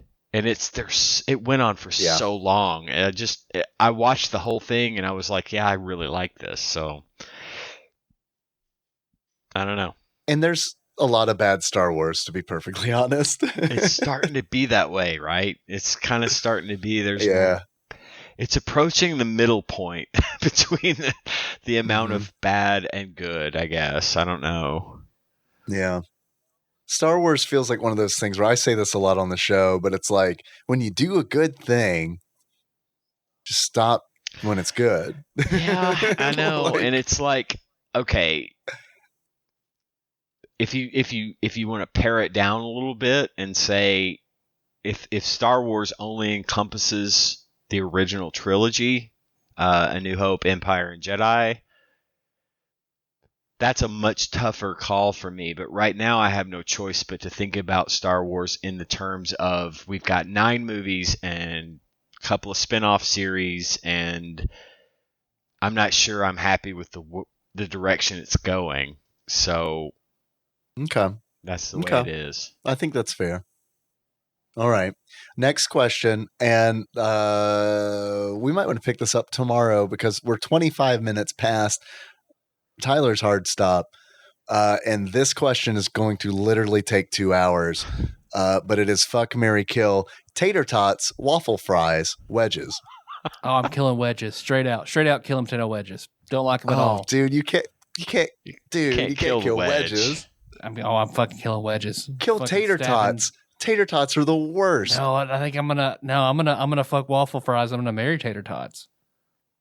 Oh my god! So I'm looking at tater tots as potato olays and hash browns. No. No. These are the little round Potato olays cylinders of yes. potato that you get. Right. Yes. Literally Yes. nowhere except from a Yes. plastic frozen bag in the grocery store. Right. Well, see, I love it's Potato Sonic. olays are medallions. I will still eat Potato tater olays are tots medallions. as like hash browns with breakfast, and I will eat them at lunch, and I like to top them with chili and cheese or whatever else, like I would fries. Like, I'm gonna marry tater tots, fuck waffle fries, kill wedges. Oh. That is much more controversial than my Star Wars thing. I agree 100%. And like, I know I said this, but I need to say it clearly right now. Tater tots are medallions, my dude. And it's like, there's a big difference between a fucking cylinder and a coin. All right, I understand. Because it's like the surface area is different. Potato olays are like crispy. Potato tots are just like mushy bullshit. I don't know if they're fried correctly. You can get a good crispy tot. I want a good crispy tot. I want a good crispy tot that's going to change my mind. I want a good crispy tot that doesn't taste like that garbage you get at Sonic. Sonic tots are bad. I'm with you. Sonic tots are bad. They have the same grease in all Sonic restaurants. Like, they transport that grease to different restaurants. They don't ever throw it away. And it just, something about the way it's so nasty. And that's my baseline for tater tots is Sonic. Mine is like high school cafeteria. So it is definitely fair to say I haven't had good tots. I don't know that I ever But have. I would also like to say, if Sonic's tots are the worst, Scott's tots are the best. And it was the best episode of The Office. I don't remember that episode, but I've heard that it's like the cringiest. Oh, God. Scott's tots. I think number one is the dinner party. Number two, Scott's to me tots. is the one I remember is the dinner party being the cringiest, Dude. like with that tiny little TV mounted on the big. Oh my God! Yes, it's a flat screen. Yeah, I don't remember Scott's tots, but I remember dinner party for sure. Scott's tots, I don't know. They're both up there for me. I guess I've probably seen Dinner Party more because it's an older one. And Scott's Tots, I think I've only watched twice, but I remember watching Scott's Tots when it aired and being like, "Oh my fucking God, this is horrible." In the best I possible might way. watch it. I've got the, what do they call it? Fremdschämt or whatever, the opposite of Schadenfreude, which is, if you are a Schadenfreude person, you love watching people become embarrassed. And Fremdschämt, because the Germans have a word for everything, is the opposite of that, is when you hate watching things where people are embarrassed. I'm that. So I don't know if I'm going to watch it.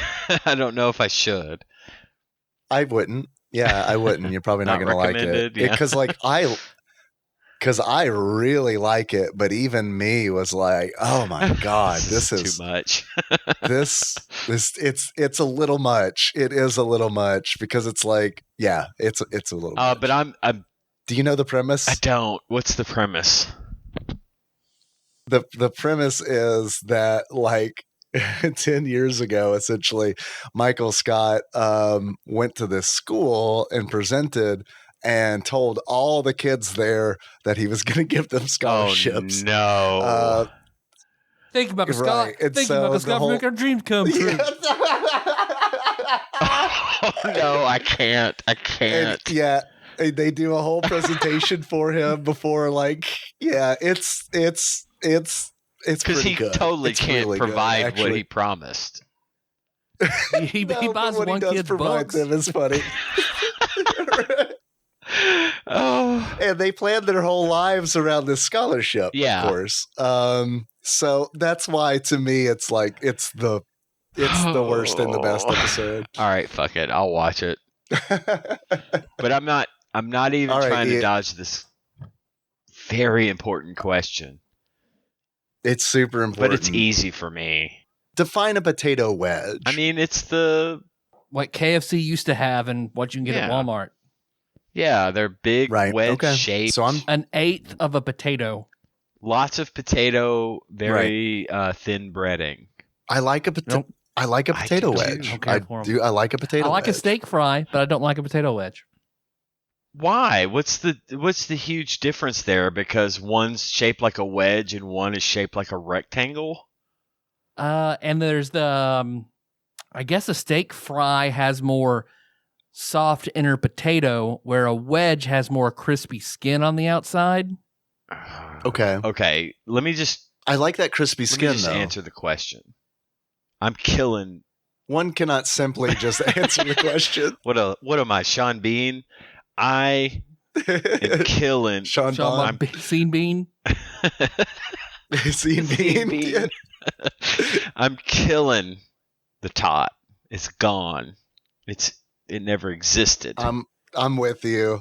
Yeah, I'm like Anakin, killing all the tots. Oh no. I am gonna fuck the waffle fry because honestly, with tots out of the way, I could take or leave a waffle fry. I could give a shit. I will never opt for a waffle fry, but I'll eat them if it's the only thing available, kind of like pineapple pizza. But I'm marrying Which is those what I wedges. exclusively serve you whenever you're here. Yes, I'm marrying those wedges, baby. I like me a potato wedge. I do. I like me a wedge too. That's why I'm gonna fuck the wedge. Okay. I'm definitely gonna kill the tots. I'm marrying the waffle fry because like the waffle fry does not get the respect that it deserves. Waffle fry is a top tier fry. There's so much surface area that gets fried. Like it's like I get it if you want. It's odd because wedges. I feel like wedges, waffle fries in this fuck Mary Kill is the outlier because like everything else is like potato centric. You know.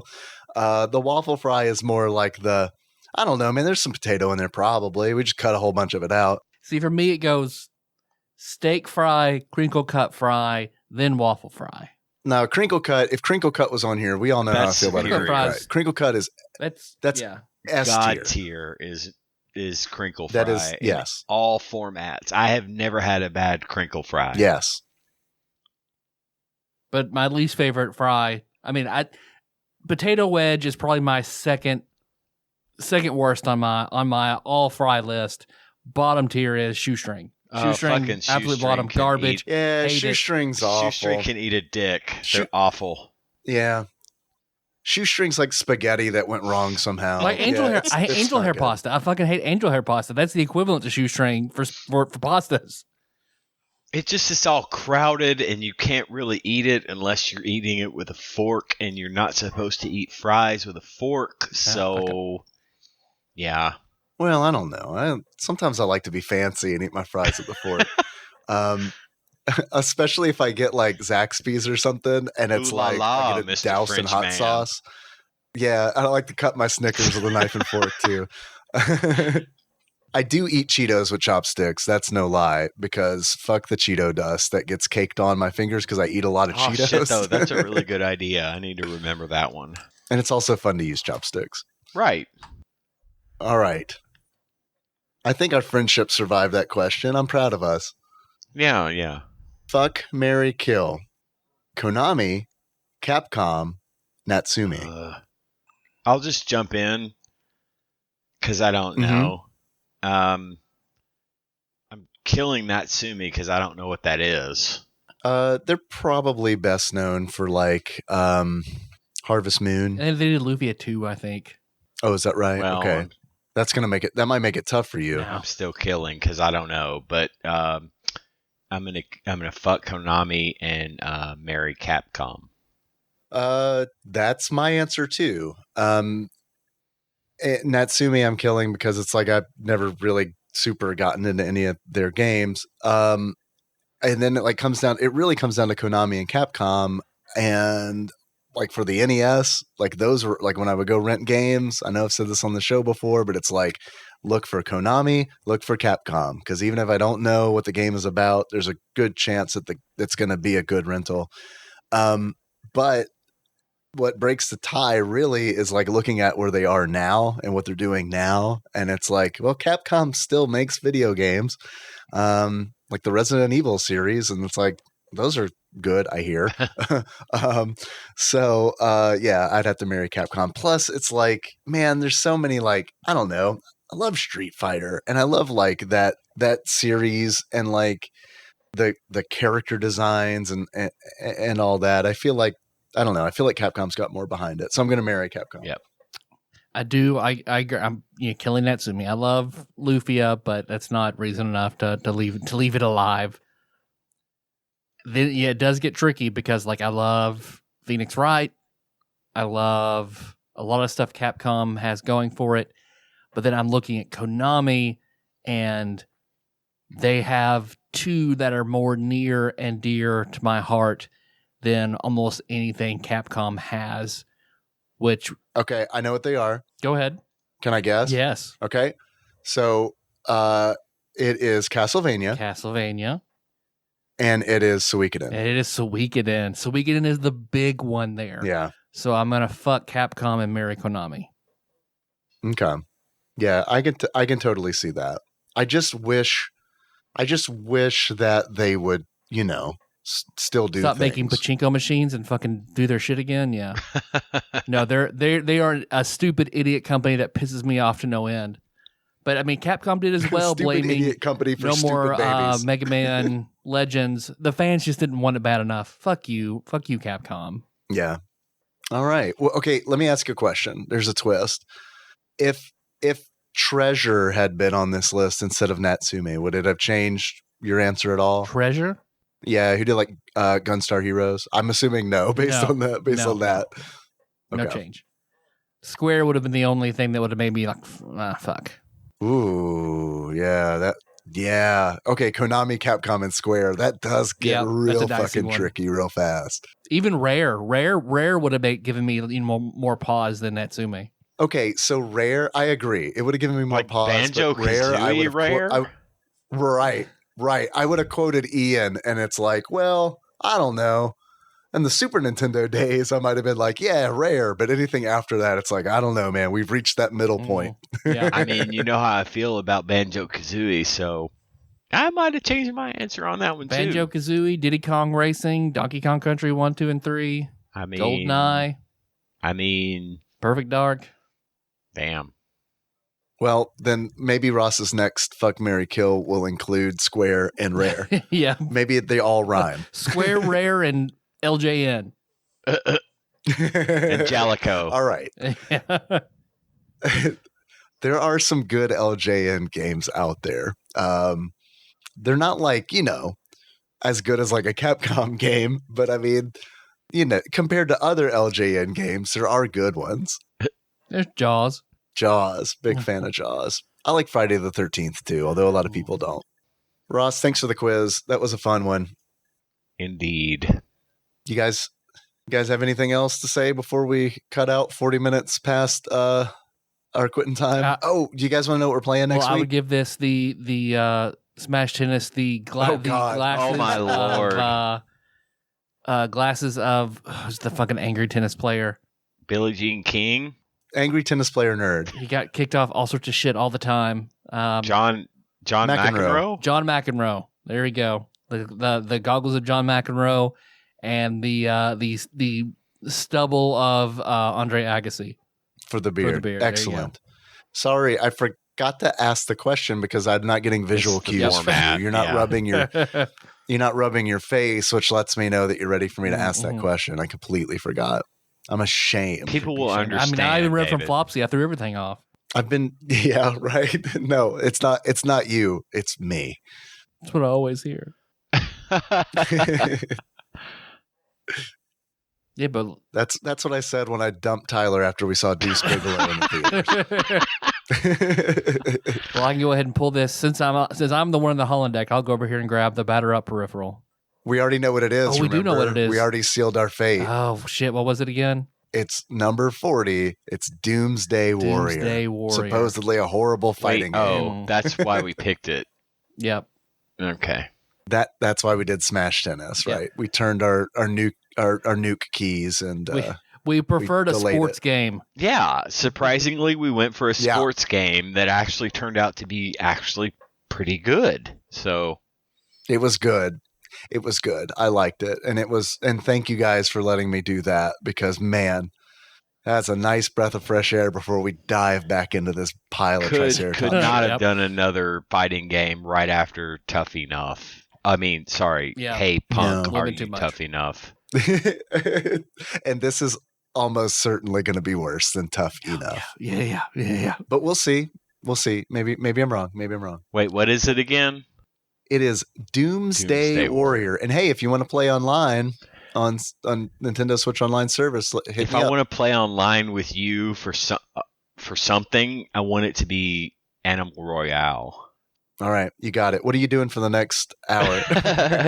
Well, I'm going to go to bed, but maybe we'll Okay, that's the smart do thing. the responsible thing and play a little bit of this, and then say this sucks and go play Animal Royale at some point in the next week. All right, perfect.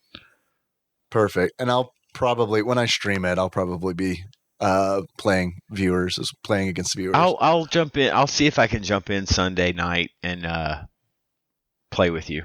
Okay, cool. Hopefully it'll be as smooth as Smash Tennis was, but we'll see. Well, thanks for listening, everybody. You can find the show on iTunes, Stitcher, YouTube, Spotify, Google Play. Just type us into Google. You'll find us. So next week, Doomsday Warrior. But hey, in the meantime, if you want to send us something, that's Tadpog Studios, care of Nicole Nance, PO Box 3785, Paducah, Kentucky, 42002. You can call us, 270-883-2555. We're on Instagram and Twitter as Tadpog_podcast.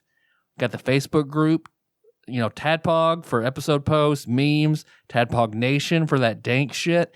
And then, of course, if you like good, organized, frequent chat, that's the Discord. I'm on that right now, as a matter of fact. We all are right now. Yeah. Yeah, we are. The Tadpog Wow, look at channel, us. and I'm looking at posts from loyal listeners, and it's been wonderful to be on there today. And in the previous couple of days of the week, I fell off of there for a little while. But man, just the Discord it's great. It's a lot of fun, and it's a great way to stay connected to the nation. It really is. For sure. Look at us, 3 Zoomers on Discord trading Norm Macdonald videos. You can join the Discord by going to bit.ly/tadpogdiscord. Let's see, what else do we do? I think you all shirts.tadpog.com. somehow take money from viewers. How does that work? Oh, that's We definitely our accept money. Patreon, which Accept. boom Zalame. Damn. So we've got riding that penny train. Thank you, Backlog Banisher Dane. Let's see, let me blow some hot Backlog spiders real Banisher quick. Dane. Oh, he And blew then- into the spider whistle. I did. Damn. Are you sitting in then- Dave's seat right now? I am. It's a very Holy weird fuck. perspective. I'm not used to this at all. I would be freaking out if I was there right now. I would be freaking out if you were there. If I was there and you were there in that seat. Because it's just like, oh yeah, I have that big Star Trek blanket on that wall. I forgot that was there because my back is always to it. Yeah. That's why it's the holodeck. You should switch it out with a Stargate blanket. Right, I should. And some tater tots. And some tater tots. Just Hang 'em from hang tater string. tots from the ceiling. Yeah. Suspended the- tater tots from fishing line. Daddy, would you like some tots? But a massive jump. Holy shit, Usurper Grim. Wow. Grim, what are you doing, Dude, man? Wow. You're This gonna is get a insanity, divorce. And then you're gonna have to give Grim, don't half that Patreon pledge to your ex-wife. I don't even know Don't what get the a amount divorce, is, and I know that it's a lot because it keeps going It's up. unbelievable. And then it's yeah. huge up by Barbecue Bear and Drew Rowland. I'm glad I called him and wished him a happy birthday. I wonder if he did that after we wished him a happy birthday. He gave you a I birthday don't know. present for his birthday. Well, oh, wait. Here's what I like to think happened. You told him you tell your wife that we said to have sex and it worked. And he was like, that was worth $20, and then gave us $20, I'm Yep. upping my pledge right now. Like Or which makes him executive before producer. he finished, he, or Bailey he- said, Drew, he upped if you his leave me alone, donation. I'll give you $20. I'm asleep. Spend it however you that want. might have been it. But hell yes, thank you. Damn. Yes, thank you. Speaking of executive producers, those are the folks who donate on patreon.com/tadpog at $20 or more a month. And we really appreciate it. Of course, it goes a long way. I'd like to take a moment to mention who those people are. This episode was executive produced by Usurper Grimm. Please pledge responsibly. God Emperor Alex Pena, Cthusiast Jeff Miners, Laud Mulaney Dennis, Steve Dixon, Plinko Nick Price, Clambro Cody Phillips, Bantha Master, Executive Producer Dig Duggy, The Eightfold Daniel Abernathy, Time Lord Josh Edwards, Gamebug Prime Nathan Eaton, Matt Gentile aka Gentle G, congratulations on your marriage, Magical Sleeper aka Big Dick Pie Baker Chris Vaughn, Temporal Eternal Savior Cubicle Monkey, Pinball Archmage Chris Edler, I'm sorry you couldn't be on this episode, Platinum member Brett Miller, Sandwich Pope Phil Hawkins, Nate from Utah, first time caller, Zeus Laser, Boons from Brooklyn, Drinksmith, Joey Webster, Big Daddy Paul Anderson, Edgelord, Kyle Pertleball, Master Cycle Baron Kevin Link, General Kenobi Massacre, and Andrew Rowland. Oh yeah. Barbecue Baron, Andrew Rowland. Hell yeah. Our theme song is Moves by Sycamore Drive. Believe that track from the shows at tadpog.com. How you guys want to close it out? As the Williams sisters. Okay. So until next time, I don't know. Tropical Capricorn. I don't even. How am I? Did I do a bad one? Did I pick a bad one? No. I picked It's a bad impossible. one. You want to do It's it again? impossible. No. Plucky Duck. Let's do it as Plucky Duck. We've done Plucky Duck. I know I've said water down the hole several different times. Want to push it again? Tropical Capricorn.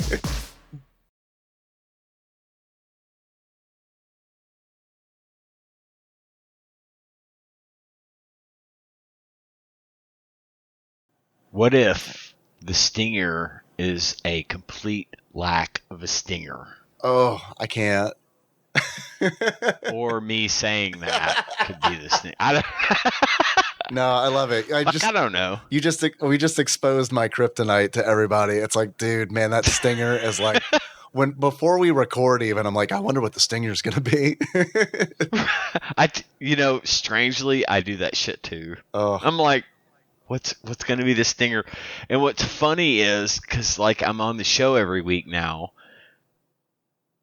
I listen to the show because like I do, but I already know everything except the stinger. oh right, yeah. So it's like I'm in it until the stinger, and I'm like, what did he pick? What did he pick? Well, unless there was here's nothing going on, and then I know what you picked. how about an interesting fact about Lord of the Rings? Please. So in the movie, after Frodo throws the ring in and they're on he and Sam are on that rock and the eagles come to get them. 3 eagles show up to pick them up. There are 3 eagles because Gandalf sent one for Gollum as well, thinking Gollum would have made it. I think what would have happened there is if Gollum made it, the 3rd eagle would have been instructed to drop Gollum into the Just lava. pick him right up and drop him in the lava. Like just so we don't have his dumbass to deal with later. I mean, he did help. He did take them quite a ways. Help? I don't know. He got him it's through by- some shit. Yeah. For his own selfish desires. Yep. I mean, At the end of the day, his selfish desires are what drove him, so it was not like, magnanimous in any way. So this reminds me of something that I'm pretty sure I saw on the TADPOG Discord. If the ring had been put inside an anus, would it turn the Oh my God, I saw this earlier. would it turn the wearer invisible, or would the poop be invisible? I'd say if someone ass fucked that person, they would be invisible. Yeah, okay. So you just see them disappearing and reappearing and disappearing and reappearing. I'd also like to say that one of the reasons I love the Stinger so much probably is because I remember being in middle school and buying an album, and when I purchased the album being like, man, I wonder what the hidden track is going to be on this CD. Or is there going to be a hidden track? And it's like Green Day's Dookie is like, or Dookie, I never know how to pronounce that, is like Dookie. Did it all for the Dookie. Yeah, right. But like that one spoiled me because it's like after that one, it's like, okay, every single fucking CD from here on out had better have one of these hidden tracks. Marvel movies did that shit for me. Yeah. Like I'm watching, but for the mid credit scene and then the post credit scene. Yeah. Yep, for sure. I get that.